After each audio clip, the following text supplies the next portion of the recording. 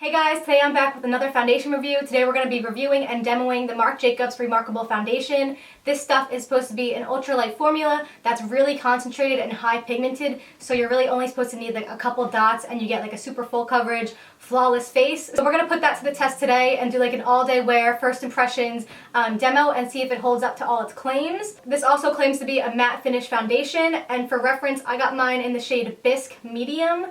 There's 22 shades in the range, so that's really good. I actually had a hard time picking out my shade because Sephora's lighting was playing me, and every shade I swatched was like, oh, well, this could be my shade, so hopefully this one works out really good. So really we're just going to jump right in. I'm going to be using a beauty blender on one side to blend it out and a brush on the other side just to see what works best. It says that you only really need 3 to 4 drops to cover your entire face, so if that holds true, that's pretty awesome because since this is a higher price point foundation, I guess you're really only going to need a little bit and it will last you a pretty long time, so that's great. So I guess by drops they just mean like touching this little applicator to your face 3 or 4 times, because this isn't an actual dropper, it's just like a little plastic ball tip thing. I don't know how to explain it. I'm going to start off on the side I'm using the beauty blender on, and I'm just going to do like, I guess, 2 drops on this side just to see how it goes and how much it really blends out.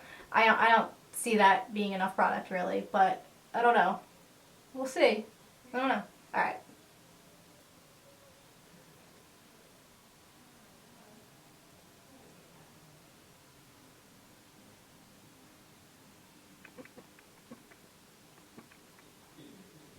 Honestly, for just those 2 little drops, it actually did give me some pretty nice coverage. It's definitely not enough. I definitely know I can get a better coverage, fuller coverage out of this stuff, so I'm going to add a little bit more.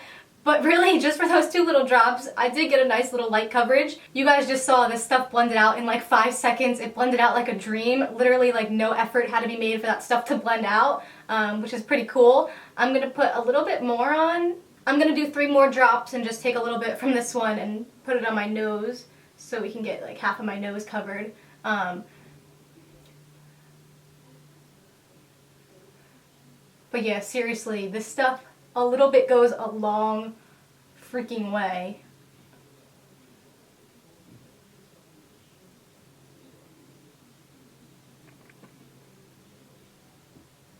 So that was what, like 5 drops, but I would probably say it was like 3, just because I didn't put like the full like tip applicator to my face. I kind of just like touched it, so I was kind of getting like half a drop really if you think about it. So that really did give me like an instant quick full coverage. I definitely had like a blemish right here, like an irritated red spot that it covered like amazingly. It's definitely a matte finish and it looks beautiful. It's not clinging to any dry spots. I'm like really super impressed so far. We're going to go ahead and do the other side with the brush, and I'm going to be using the Artis Oval 8 brush. Again, it's just my favorite foundation brush at the moment. You guys can use whatever foundation brush you want. You don't have to use that one. So I guess I'm just going to do 4 dots. Oh my god, it blends out so easy. This is so crazy. Color I picked actually looked a lot darker in Sephora's store, but it matches pretty well right now. But this is seriously like airbrush in liquid form. This is crazy. Like, I really can't get over how fast it blends out. As for preference, as to if I like the way it blends out with the beauty blender or the brush better, they literally both look exactly the same, so I wouldn't really choose one over the other. I'm just going to use the translucent Laura Mercier powder to set the rest of my face before I apply some bronzer and stuff on top. But other than that, it's 11 o'clock right now. I didn't use a primer with this foundation, so we're going to see how it wears on its own. So I will be back in a couple hours to let you guys know how the wear time has been going.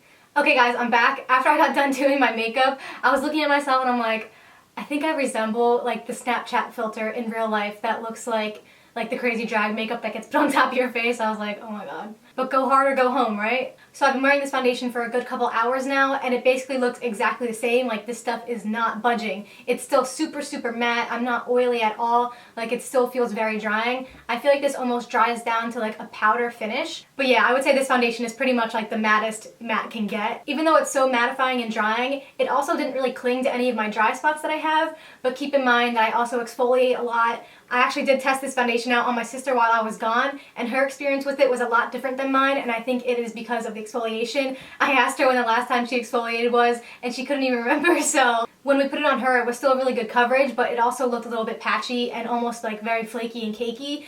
but I think that all comes down to the fact that she hasn't exfoliated in a really long time. So I will say, if you are going to be using the foundation, I would definitely make sure your skin is well hydrated and exfoliated, otherwise it probably is going to exaggerate those dry spots.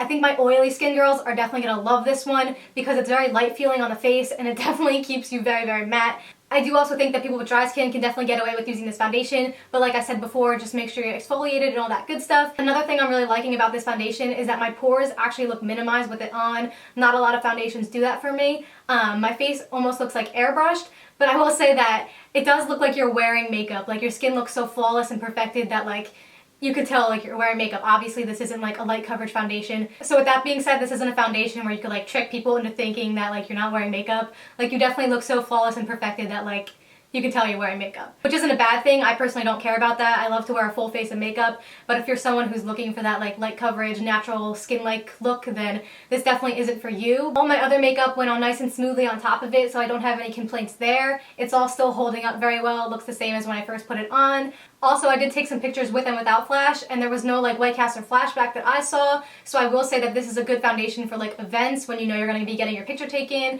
It's definitely going to look really good on camera. So yeah, basically that's it. I'm really loving this foundation. It's definitely one of my new favorites. I don't really have anything in my collection quite like it. It's very different. If I left anything out, feel free to ask me any questions about it. But other than that, I will see you guys in my next video. Bye!